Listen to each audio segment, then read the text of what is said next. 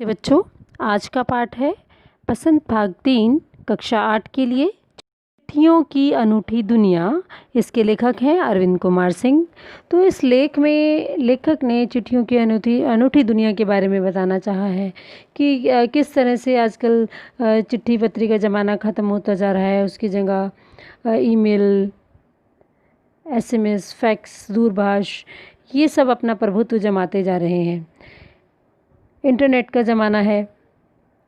तो लेखक ने इस पाठ में पत्रों की उपयोगिता के बारे में बताया है कि कितने ही संचार के साधनों में दिन प्रतिदिन वृद्धि हो रही है, भले ही वो कितना व्यापक रूप ले ले, परंतु चिट्ठियों का जो अपना ही महत्व होता है।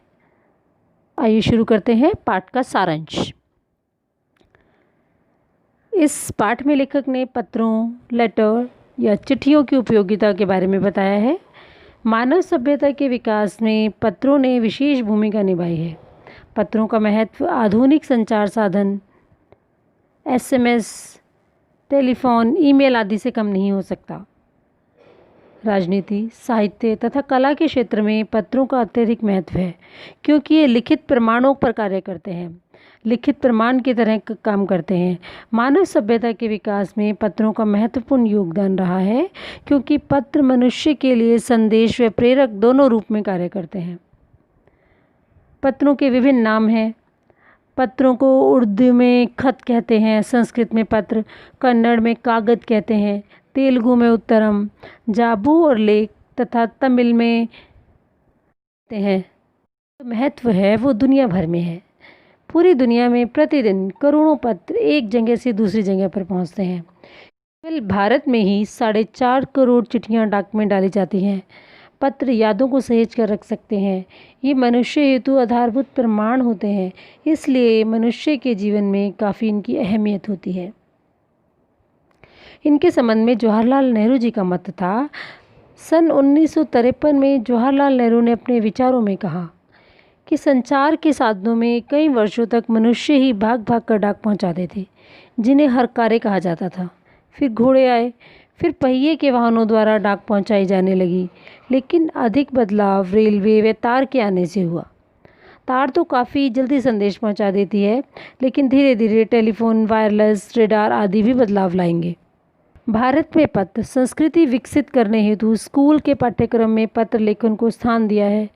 विश्व डाक संघ विभाग तो 16 वर्ष से कम आयु के बच्चों के लिए पत्र लेखन प्रतियोगिता का आयोजन करता है, जिससे बच्चे पत्रों से परिचित हों तथा इस कला का भरपूर प्रयोग करें, क्योंकि फैक्स, ईमेल, टेलीफोन, मोबाइल ने पत्र व्यवहार को काफ़ी हद तक प्रभावित किया है। आजकल के बच्चे इन सब में उलझे रहते हैं, उन्हें पत्रों का महत्व नहीं पता। तो इसको बनाए रखने के लिए, बच्चों को पत्रों का महत्व बताने के लिए पत्र लेखन प्रतियोगिताओं का आयोजन किया जाता है। पत्र जो है एक धरोहर के रूप में कार्य करते हैं। ये हमारी धरोहर है। पत्र मनुष्य के लिए ऐसी चीज़ है जिसको वह जीवन भर संभाल के रख सकता है। आज भी देश में ऐसे कितने ही लोग हैं जो पत्रों को सहेज कर रखते हैं।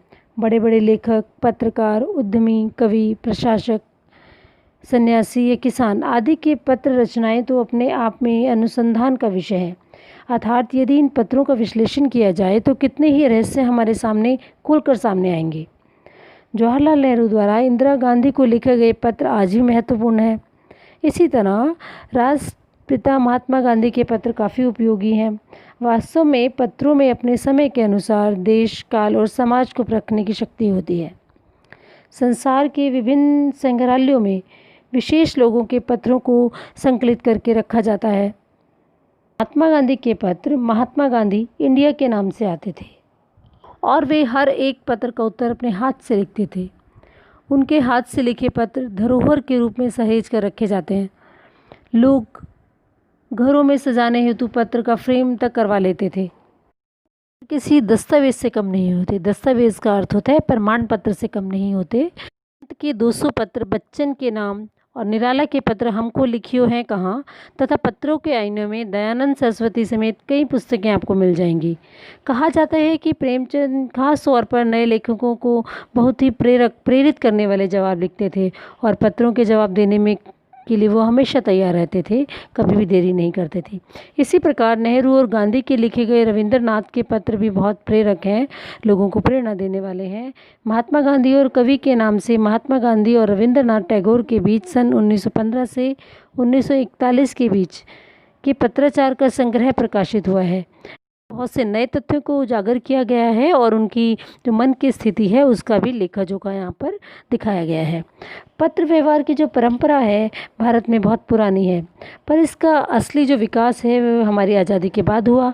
तमाम सरकारी विभागों की तुलना में सबसे ज़्यादा विल बनी है अर्थात सिक्का जमा है कि एक खास वजह यह भी है जोड़ने का काम करता है। घर तक इसकी पहुंच है। संसार के तमाम उन्नत साधनों के बाद भी चिट्ठी पत्रियों की जो अहमियत है, हैसियत है, वो बरकरार है। सरकारी इलाकों में आलिशान हवेलियां हों या फिर झप्पड़ पट्टियों में रह रहे लोग, दुर्गंधों से घिरे गांव हो या फिर बर्फबारी के बीच रह रहे पहाड़ों के लोग, तट पर रहने वाले मछुआरे हैं या फिर रेगिस्तान में रहने वाले लोग, आज से अधिक बेसब्री से इंतज़ार होता है। एक दो नहीं, करोड़ लोग खतों और अन्य सेवाओं के लिए रोज भारतीय डाकघरों के दरवाजों तक पहुंचते हैं। विभाग केवल पत्रों का ही आदान प्रदान नहीं करता, बल्कि मनी ऑर्डर के द्वारा धन एक व्यक्ति से दूसरे व्यक्ति को भेजता है। चाहे कोई भी इलाका हो, चाहे जहां भी लोग बसते हैं, वहां डाक व्यवस्था अवश्य पहुंचती है और लोग इससे लाभ प्राप्त करते हैं। डाकिये को देवदूत अर्थात ईश्वर का दूत माना जाता है, क्योंकि यह चिट्ठियां या धन लाकर लोगों को नए संदेश देता है। इतिहास पर आधारित प्रश्न उत्तर पाठ से पहला प्रश्न, पत्र जैसा संतोष फ़ोन या एसएमएस क्यों नहीं दे सकता? उत्तर, पत्र जैसा संतोष फ़ोन या एसएमएस नहीं दे सकते क्योंकि पत्रों का अस्तित्व स्थायी होता है। पत्रों को हम संभाल कर रख सकते हैं, लेकिन फ़ोन पर की गई बात अस्थायी है, उन्हें हम सहेज कर नहीं रख सकते। पत्र में मानवीय प्रेम व लगाव का समावेश होता है। एसएमएस में संदेश सीमित शब्दों में भेजे जाते हैं। पत्र में अपनी सारी भावनाओं को लिखा जा सकता है और इसमें अमिट यादें उसमें हम एकत्रित करके रख सकते हैं। पत्रों को एकत्र कर पुस्तक का रूप दिया जा सकता है, जबकि फ़ोन या एसएमएस में ऐसा नहीं होता। इसलिए संदेश का साधन पत्र ही है।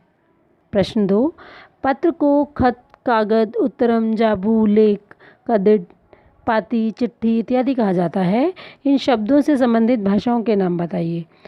पत्र को खत उर्दू भाषा में कहा जाता है, कागज कन्नड़ में, उत्तरम जाबू में, लेख तेलुगु में और तमिल में कदिड, पाती और चिट्ठी हिंदी में कहा जाता है। अगला प्रश्न है, पत्र लेखन की कला के विकास के लिए क्या क्या प्रयास हुए, लिखिए। पत्र लेखन के विकास हेतु स्कूल पाठ्यक्रम में पत्र लेखन विषय के रूप में शामिल किया गया। विश्व डाक संघ ने 16 वर्ष से कम आयु के बच्चों के लिए पत्र लेखन प्रतियोगिता का आयोजन किया, ताकि बच्चों की रुचि पत्र व्यवहार में बनी रहे। अगला प्रश्न है, पत्र धरोहर हो सकते हैं लेकिन एसएमएस क्यों नहीं? तर्क सहित अपना विचार लिखिए। पत्र को हम धरोहर कह सकते हैं क्योंकि इन्हें सहेज कर रखा जाता है। ये पुस्तक के रूप में दुकानों व सार्वजनिक पुस्तकालयों में प्राप्त हो जाते हैं, जबकि एसएमएस भले ही लिखित रूप में हैं, लेकिन हम उन्हें स्थायी रूप से सहेज कर नहीं रख सकते। कंप्यूटर द्वारा सहेजना एक जटिल और महंगी प्रक्रिया है। यही कारण है कि पत्र धरोहर हो सकते हैं, एसएमएस नहीं।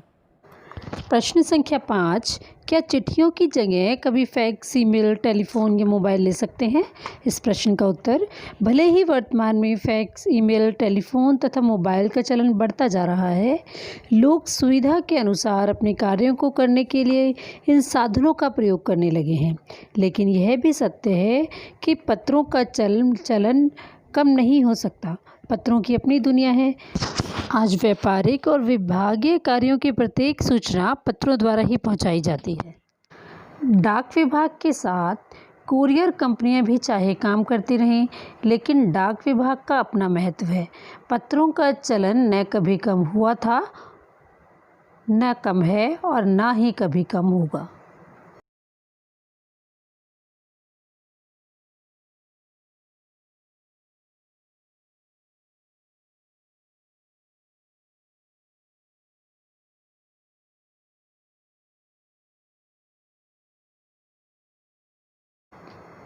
अब आगे प्रश्न है पाठ से आगे का पहला प्रश्न, किसी के लिए बिना टिकट सादे लिफाफे पर सही पता लिखकर पत्र बैरंग भेजने पर कौन सी कठिनाई आ सकती है, पता कीजिए। इस प्रश्न का उत्तर, यदि बिना टिकट लगा सादा लिफाफा सही पता लिखकर पत्र भेज दिया जाए तो कई बार तो पत्र वितरित ही नहीं होता, यदि होता भी है तो पत्र पाने वाले को टिकट का दुगना दाम देकर उसे डाकिये से लेना पड़ता है।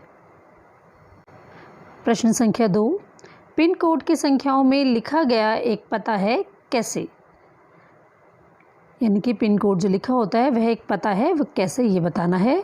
इस प्रश्न का उत्तर, पिन कोड की संख्याएं भी एक तरह का पता होती हैं, क्योंकि किसी भी शहर को छोटे छोटे क्षेत्रों में बांटकर उन्हें पिन कोड दिया जाता है, उसी आधार पर डाकघर में पत्रों की छटाई होती है।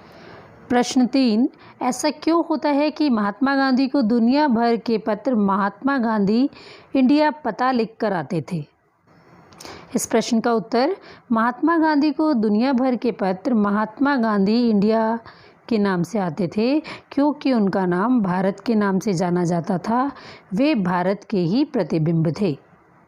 तो बच्चों, ये था इस पाठ का सारांश और इस पाठ के प्रश्न उत्तर। बच्चों, मेरी वीडियोस आपको ज़रा भी हेल्पफुल लगे तो लाइक, शेयर और कमेंट करना ना भूलें। धन्यवाद।